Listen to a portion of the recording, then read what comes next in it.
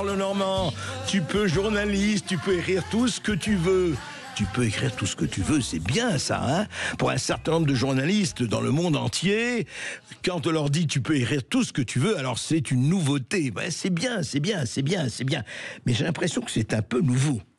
Parce que écrire ce qu'on veut dans certains pays, et pas seulement de des pays dictatoriaux, ça peut amener et susciter quelques appels pas si démocratiques que ça. Mais voilà ce que dit Mark Zuckerberg. Lui, sur les messages sur les réseaux sociaux avant-hier, nous allons nous débarrasser des fact-checkers, vous savez, c'est les contrôleurs d'information, et les remplacer par des notes de la communauté similaires à celles de X, en commençant par les États-Unis. Voilà.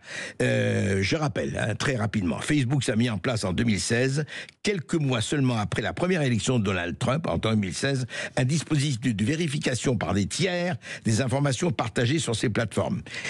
Destiné à lutter contre les, entre guillemets, fake news.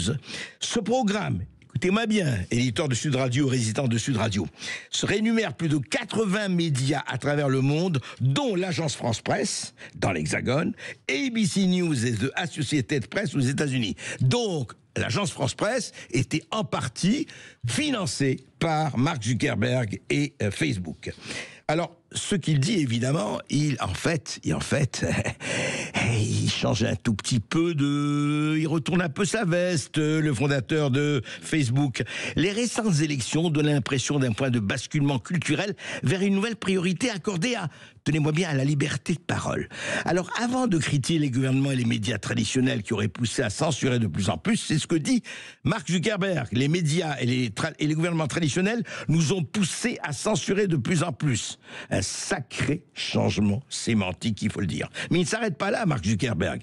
Il dit qu'il allait supprimer certaines politiques de modération sur des sujets tels que l'immigration et le genre, qui se voulaient à l'origine inclusives, mais qui ont été, j'utilise toujours les paroles de Zuckerberg, qui ont été utilisées pour étoffer des opinions contraires. C'est aller trop loin. Voilà. Donc, attention, les systèmes de modération automatisés sur l'évaluation de grande gravité et tout ça, voilà, on va recontrôler les algorithmes, etc. Et il dit, et il termine là-dessus, il n'y aura plus de mauvaises choses sur Facebook et Instagram. La réalité, c'est un compromis. Nous allons intercepter moins de mauvais contenus, mais nous allons aussi réduire le nombre de comptes et de posts de personnes innocentes que nous supprimons par erreur. Et je rappelle d'ailleurs que Facebook avait supprimé Donald Trump en début 2021, avait supprimé la parole de Donald Trump. Et enfin, dernier mot, l'équipe de Meta, la grande équipe de Meta, déplace son équipe de sécurité et modération des contenus de Californie au Texas pour ne plus être accusé de parti pris pro-démocrate. Nous allons revenir à nos racines, etc., etc. Idriss Aberkane, bonjour. Bonjour. Bonjour. Heureux de vous recevoir, comme d'habitude, ici dans cette émission. Alors, qu'est-ce que c'est? Coup de théâtre, ouvrier de la 11e heure, conversion tardive, et qu'est-ce que ça implique, à votre avis?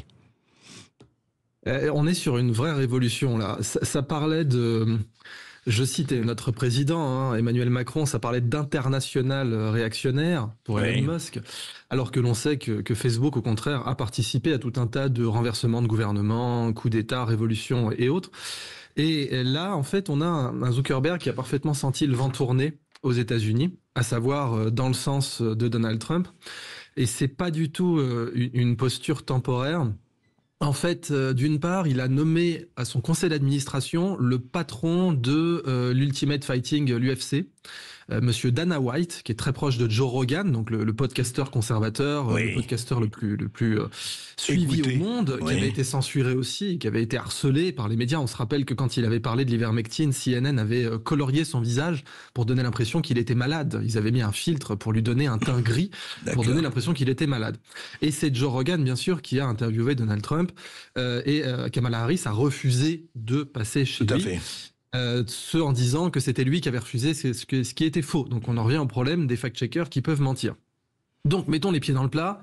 Oui, les fact-checkers ont menti. plusieurs fois. On a plein d'exemples de ça. En France, on se rappelle d'un certain Julien Pain qui avait dit que le pass ne serait jamais vaccinal, je cite, un verbatim avec l'argent public, ou que les myocardites se soignaient. Bon, très bien, on est ravis d'avoir l'avis d'un non-médecin et non-scientifique sur ce point particulièrement technique. Mais au-delà de ça, on a eu des cas bien plus graves. Il a été révélé tout dernièrement que tout le monde savait à Washington pour la sénilité de Joe Biden. Dès le début de son mandat, tout le monde savait. Depuis 4 ans, on le savait, c'est le Wall Street Journal qui l'a annoncé récemment.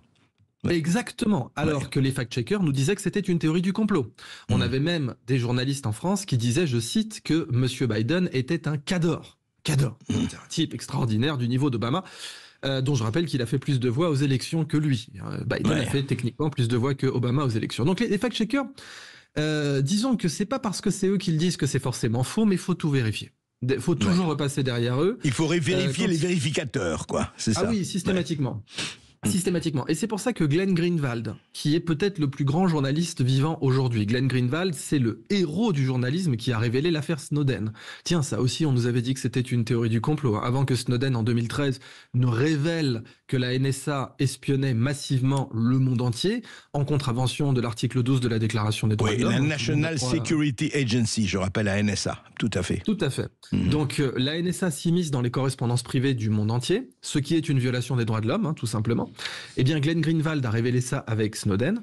Eh bien, avant, bien sûr, on disait, les fact-checkers nous disaient que ça, c'était de la théorie du complot, mais surtout, Glenn Greenwald a dit sur X, Twitter, il a dit, c'est très simple, toute personne qui se décrit comme spécialiste de la désinformation est un escroc. Point. Pas de discussion.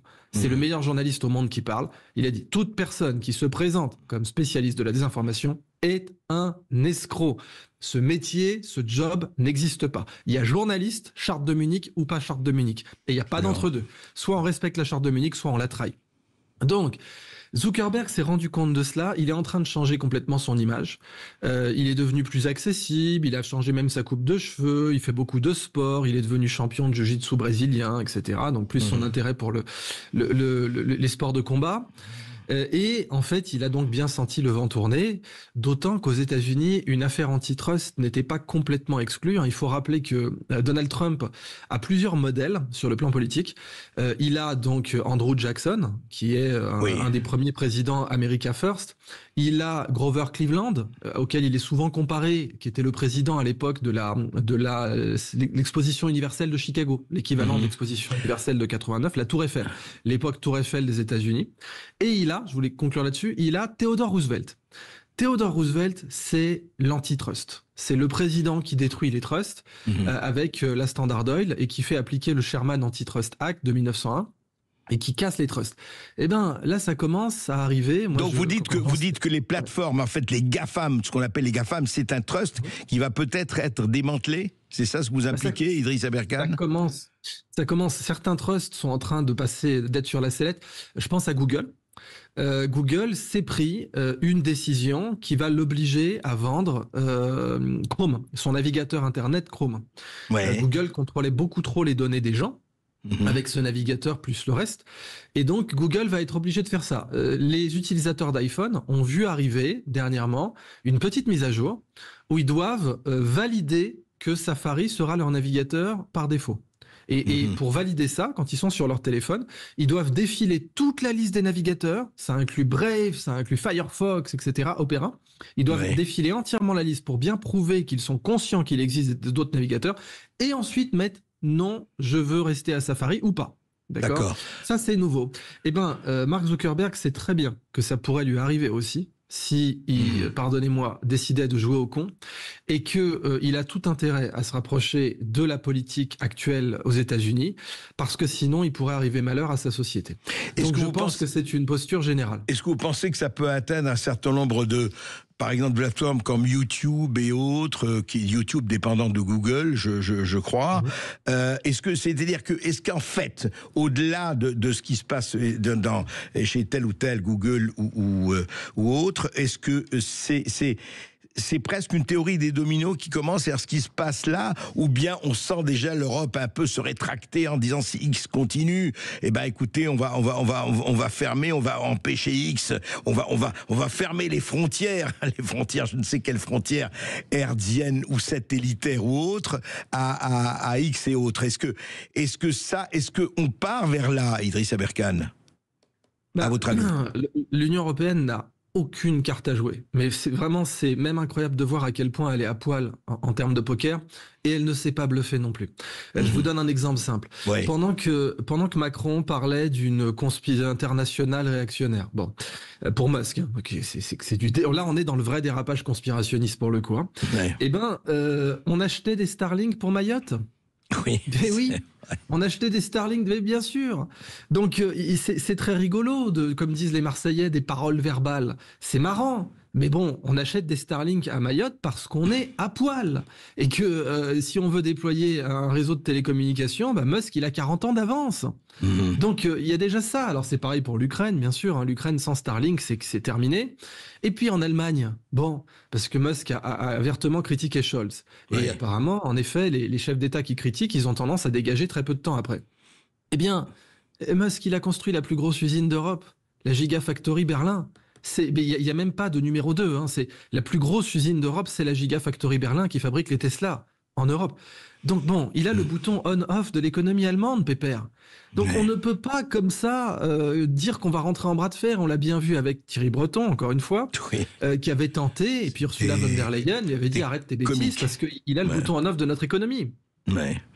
Et justement, alors, on va continuer juste après cette petite pause d'Idriss Aberkane, et on va essayer de terminer pour le moment un plateau très provisoire, un paysage très provisoire de la campagne, mais elle s'annonce extrêmement mouvementée. À tout de suite après cette petite pause. Sud Radio Berkov dans tous ses états, midi 14h. André Berkov. Et nous sommes toujours avec Idriss Aberkane, essayiste dont il faut lire tous les livres, notamment Le Triomphe de votre intelligence, l'édition Robert Laffont, son plus récent. Et il faut se dire ceci, c'est intéressant, Idriss Aberkane, dans ce t-shirt noir dont vous parliez, là, quand il a fait son message vidéo, il dit l'Europe a un nom, il parle de l'Europe, il parle d'Amérique latine, et il parle de la Chine, il dit l'Europe a un nombre croissant de lois qui institutionnalisent la censure et rendent difficile toute innovation. Et ce qui est intéressant, c'est que sur X, à l'annonce de Facebook virant les fact-checkers, Elon Musk a simplement répondu « c'est cool ». Alors, ça amène à quoi, en fait? Ça amène, au fond, que c'est la grande bagarre aujourd'hui entre ceux qui veulent se dire là on va trouver des murs, il faut qu'on trouve des obstacles, c'est pas possible de laisser tout passer comme ça, et ceux qui disent écoutez, c'est quoi la liberté, c'est quoi la liberté d'expression, c'est quoi la liberté au-delà de la presse, c'est quoi la démocratie? Enfin, en tout cas, la question est vraiment posée là. Oui, en effet, il faut bien souligner que les États-Unis ont le premier amendement et que c'est constitutif, sans mauvais jeu de mots, hein, c'est dans leur constitution bien sûr, mais c'est constitutif de leur identité. Le premier amendement, ils rigolent pas avec. Beaucoup de gens disent que les Américains ont le premier et le second amendement. Donc le premier amendement, liberté d'expression, second amendement, droit de porter des armes de guerre, hein, pas de chasse, et que bien entendu le second est là pour protéger le premier au cas où le premier n'aurait pas suffi. Et c'est l'identité même des États-Unis, hein, le premier amendement, c'est comme ça qu'ils se sont constitués. Ouais. Donc ils ne plaisantent pas avec ça. Et aucun État en Europe n'a de premier amendement. Il y a certaines reconnaissances, certaines limites de la liberté d'expression qui sont très rapidement encadrables par la loi, mais ce niveau de sanctuarisation constitutionnelle, vous ne le trouvez qu'aux États-Unis. Et ça fait que tout un tas de lois de censure ne peuvent pas passer aux États-Unis pour cette raison. Or, mais est-ce qu'ils peuvent passer en Europe? Est-ce que, par exemple, très exactement, si par exemple on dit voilà, écoutez, X, comme disait Thierry Breton et autres, s'ils commencent à exagérer, la Commission européenne ou autres, ou les gouvernements européens disent écoutez, on va arrêter X. C'est faisable, en tout cas. Bien sûr. Ouais. Alors, il faut savoir que si jamais, là, on parle légalement. Oui. Légalement, oui. Bon, maintenant, pareil, en termes de bras de fer. Bernard Arnault reçoit un coup de fil de Donald Trump qui lui dit que la totalité des vins et spiritueux vont choper 100% de droits de douane aux États-Unis. Je peux vous garantir que dans l'heure, parce qu'il faut se rappeler que Thierry Breton est aussi l'exécuteur testamentaire de Bernard Arnault, hein, c'est quelqu'un de très proche du groupe Arnault. Dans l'heure, Thierry Breton arrête ses conneries. Que dis-je, dans la minute. Et Donald Trump l'avait évoqué, puisqu'il y avait un autre cas, une négociation un peu épineuse avec des géants américains, entre Trump et Macron. Et Trump avait expliqué à la presse américaine, il avait dit voilà, Macron m'avait dit attention, on va interdire tel ou tel avec Bruno Le Maire. Bon, et Trump avait dit bon, moi c'est très simple, je vais décrocher mon téléphone et je vais mettre 100% de droits de douane pour les vins et spiritueux français à l'échelle américaine. Et il lui a dit non, Donald, non, don't do that. Voilà, don't do that. Et que c'est là que Donald s'est en effet moqué de lui en imitant son plus bel accent français, disant please Donald, don't do that.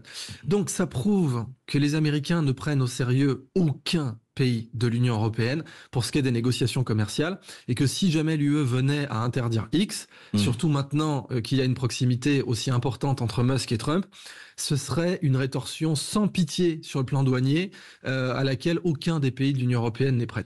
Ensuite, je montrais un autre rapport de force. On avait donc le Royaume-Uni est parti, a pris un tournant full dictatorial.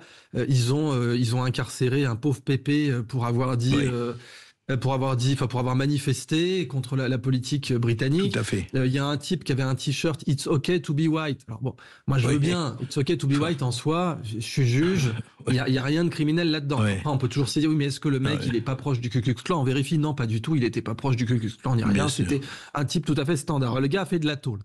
Donc Musk s'en émeut. Il a fait plus de tôle que les violeurs de Rotterdam et Alford. Exactement. Mais exactement. Il a fait plus de tôle, en effet, que les gangs aujourd'hui de violeurs au Royaume-Uni, dont on a la preuve qu'ils ont été protégés pour des raisons politiques. C'était pas simplement ils sont passés entre les mailles du filet. Non. Les gens savaient, ils les ont protégés pour des raisons bassement électorales. C'est absolument immonde. Eh ben, Musk en parle. Et ben là, on a des députés britanniques qui disent Musk, on va vous convoquer. Vous allez voir ce que vous allez voir, on va vous convoquer. Et Musk dit non, vous n'avez pas compris dans quel sens va le rapport de force. C'est nous qui allons vous convoquer parce que vous avez intimidé des citoyens américains sur le sol américain. On a les preuves que quand des citoyens américains ont posté sur Twitter, ont posté sur X pour critiquer la situation de censure qui se passe chez vous, vous les avez intimidés, vous les avez menacés d'amende. Ça s'appelle une conspiration contre les droits. Aux États-Unis, ça risque 10 ans de prison, ça rigole pas. Eh ben, ça, c'est une conspiration contre les droits. Et vous êtes, membres du Parlement britannique, livrés à une conspiration contre les droits fondamentaux américains. C'est moi, Elon Musk, membre de l'administration Trump, qui vais vous faire convoquer. Donc, d'entrée de jeu, il leur a tout de suite dit, pardonnez-moi, c'est, vous savez, le bon vieil argot afro-américain, who's your daddy? D'accord ? Qui c'est ton papa ? Et le rapport de force, il est comme ça tout le temps avec Musk. Parce que je vous ai parlé de Starlink, je vous ai parlé de la Gigafactory, je vous ai parlé des droits de douane, et on aurait pu en parler encore et encore. Donc ils n'ont aucune carte en main. La seule carte en main qu'ils ont, c'est le ministère de la parole auprès d'une audience crédule. Mais quand on analyse le rapport de force, le jeu est plié. C'est intéressant. Eh bien, bye bye les fact-checkers qui n'étaient plutôt les fake-checkers, il faut bien le dire. Hein. Et vous êtes bien placé pour le savoir, Idrissa Berkane. Écoutez la suite du feuilleton au prochain numéro. Merci.